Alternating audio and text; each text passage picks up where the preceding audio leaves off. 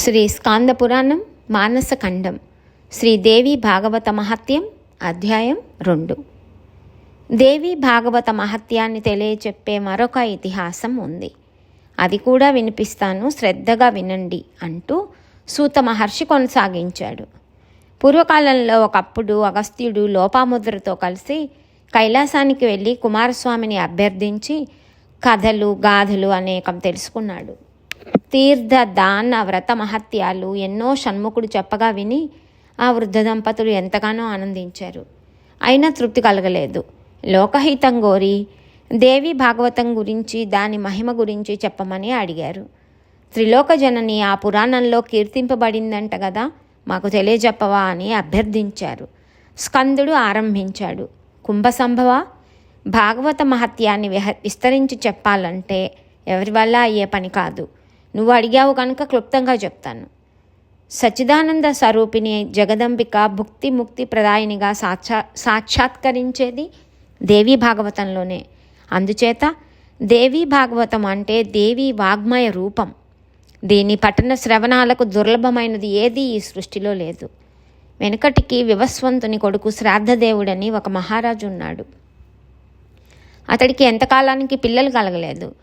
మగబిడ్డ కలగాలని ఆకాంక్షించి వశిష్ఠుల వారి అనుమతితో ఒక ఇష్టిని, పుత్రకామేష్టిని నిర్వహించాడు. అతడి భార్య శ్రద్ధాదేవి తనకు ఆడపిల్ల కావాలని ఆ విధంగా హోమం నిర్వహించమని అభ్యర్థించింది. హోత అలాగే హోమం చేశాడు. ఇష్టి పూర్తి అయింది. కొంతకాలానికి శ్రద్ధాదేవి గర్భం ధరించింది. ఆడపిల్లను ప్రసవించింది. ఇలాదేవి అని పేరు పెట్టారు. కానీ మహారాజు మనస్సు కలుక్కుమంది. మగపిల్లవాడు కావాలని సంకల్పించి ఇష్టిని నిర్వహిస్తే ఆడపిల్ల పుట్టిందేమిటి? గురుత్తమ, ఈ సంకల్ప వైషమ్యం ఎలా జరిగింది అని వశిష్ఠుల వారిని అడిగాడు. వ్యతిక్రమం ఎందుకు జరిగిందో, ఎలా జరిగిందో చెప్పి ఇలాదేవి మగవాడుగా మారాలంటే ఈశ్వరుణ్ణి ప్రార్థించమని సలహా చెప్పాడు వశిష్ఠుడు. శ్రాద్ధదేవుడు శివుణ్ణి ప్రార్థించాడు. శివానుగ్రహము, గురువు అనుగ్రహము కలిసి ఇలాదేవి పురుషుడుగా మారిపోయింది. సుద్యుమ్నుడు అని అప్పుడు మళ్ళీ నామకరణం చేశారు. ఆ రాకుమారుడు సకల విద్యలకు సముద్రుడయ్యాడు. యవ్వనంలోకి అడుగుపెట్టాడు. ఒకనాడు వేట కోసం ఒక మహావనంలోకి అడుగుపెట్టాడు. పరివారంతో కలిసి రథారూఢుడై అడవి నుంచి అడవికి పయనిస్తున్నాడు. మేరుపర్వతానికి చేరువలో ఉన్న ఒక వనం చేరుకున్నాడు. ఆ వనానికి ఒక చరిత్ర ఉంది.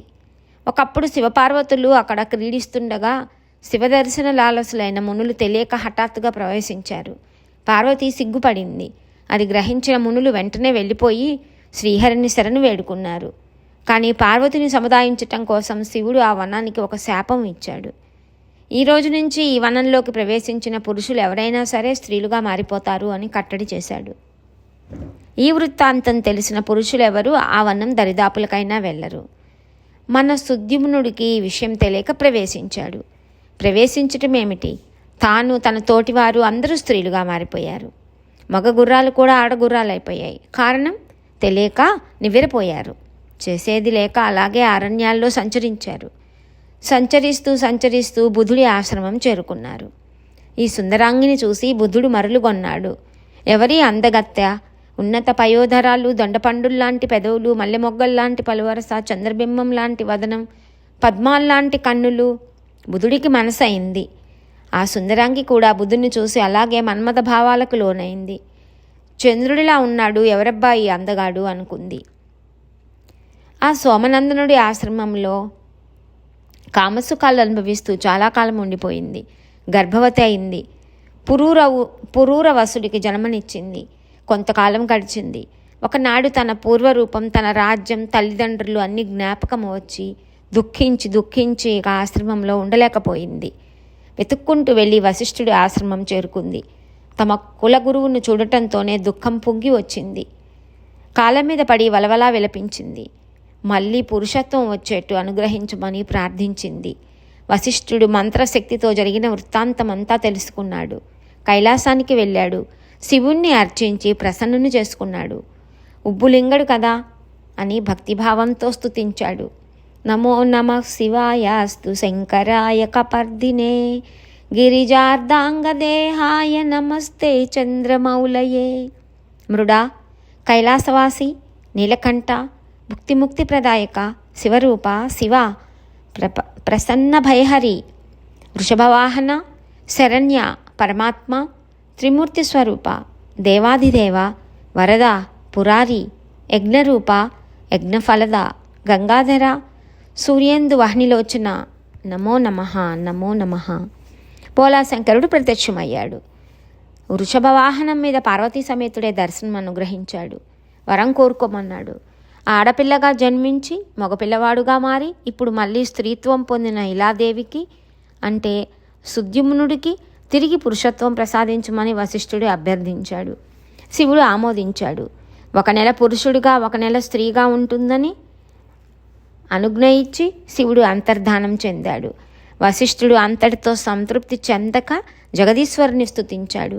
జయదేవి మహాదేవి భక్తానుగ్రహకారిణి, జయ సర్వసురారాధ్యే, జయానంత గుణాలయే. శరణాగత వత్సల, దుర్గా, దేవేశి, దుఃఖహంత్రి, దుష్టదైత్య నిషూదిని, భక్తిగమ్య, మహామాయ, జగదంబిక, సంసార సాగరోత్తార పోతీభూత పదాంబుజ, త్రిమూర్తి సంసేవిత, చతుర్వర్గ ప్రదాయిని, నిన్ను స్తుతించాలంటే సమర్థుడెవడు, కేవలం భక్తితో నమస్కరించటం తప్ప అన్న వశిష్ఠుడి స్తోత్రానికి జగదీశ్వరి ప్రసన్నురాలైంది. సుద్యుమ్నుడి మందిరానికి వెళ్ళి భక్తితో నన్ను అర్చించు, నాకు అత్యంత ప్రీతిపాత్రమైన దేవి భాగవతాన్ని నవాహో నియమంతో అతడికి వినిపించు, అది ముగిసేసరికి తిరిగి పుంస్త్వం పొందుతాడు అని ఆజ్ఞాపించింది. వశిష్ఠుడు సంబరపడ్డాడు. ఆశ్రమానికి తిరిగి వచ్చాడు. దేవి ఆజ్ఞను వివరించాడు. ఆశ్వయుజ శుక్లపక్షంలో దేవిని ఆరాధింపజేసి భాగవతం తానే పురాణ శ్రవణం చేయించాడు. సుద్యుమ్నుడు భక్తిగా విన్నాడు.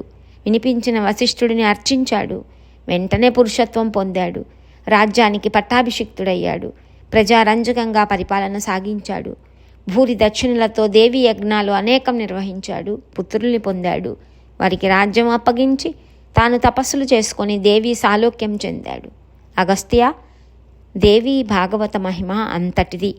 చదివిన వారికి విన్నవారికి సకల వాంఛాప్రదం, ఇహపరాలకు సాధకం అని చెప్పి కుమారస్వామి ఇతిహాసాన్ని ముగించాడు. శ్రీ స్కాంద పురాణం, మానసఖండం, దేవి భాగవతం అధ్యాయం 2 సమాప్తం.